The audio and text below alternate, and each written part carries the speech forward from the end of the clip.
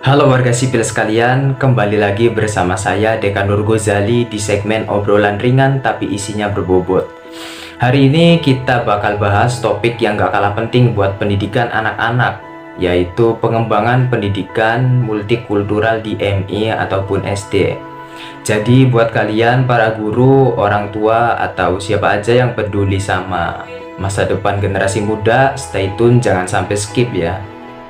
Kenapa pendidikan multikultural penting di MI atau SD? Pertama-tama, kenapa sih pendidikan multikultural itu penting, apalagi buat anak MI atau SD? Nah, gini nih, warga sipil, anak-anak usia sekolah dasar tuh masih dalam fase membentuk kepribadian. Kalau dari kecil mereka udah dikenalin sama nilai-nilai keberagaman, mereka bakal tumbuh jadi individu yang lebih toleran, terbuka, dan menghargai perbedaan. Nah, sekarang bayangin, kalau dari MI atau SD anak-anak diajarin untuk nggak ngebeda-bedain teman maksudnya, nah berdasarkan agama mungkin, budaya atau suku, nah pasti kedepannya masyarakat kita bakal lebih harmonis. Jadi pendidikan multikultural ini ya investasi buat masa depan bangsa warga sipil sekalian. Prinsip dasar pengembangan pendidikan multikultural. Oke, sekarang kita bahas gimana sih prinsip dasar pengembangan pendidikan multikultural di MI atau SD.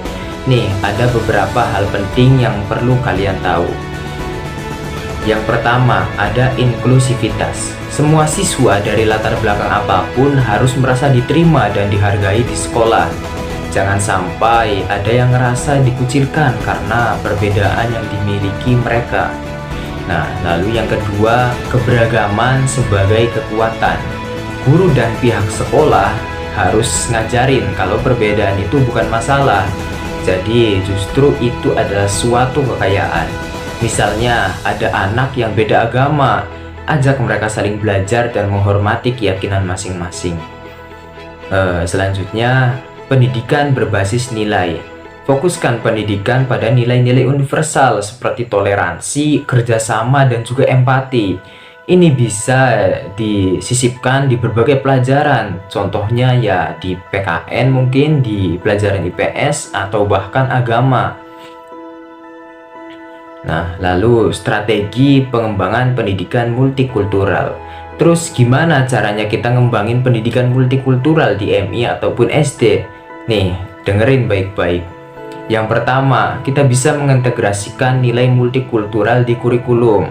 Guru bisa menyisipkan nilai-nilai keberagaman di setiap mata pelajaran. Misalnya, waktu belajar sejarah. Nah, lalu bahas juga kontribusi berbagai suku bangsa dalam membangun bangsa Indonesia ini.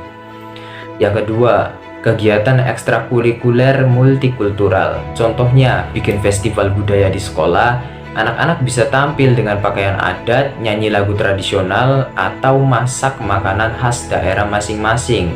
Dijamin seru banget. Yang ketiga, penggunaan media belajar yang beragam. Guru bisa pakai buku cerita, video edukasi, atau bahkan permainan tradisional untuk ngenalin budaya-budaya berbeda. Jadi anak-anak belajar sambil bermain. Yang keempat, kolaborasi orang tua dan komunitas. Ajak orang tua dan komunitas sekitar untuk ikut. Misalnya ada orang tua dari suku tertentu yang bisa cerita langsung tentang tradisi mereka. Nah, anak-anak pasti lebih antusias.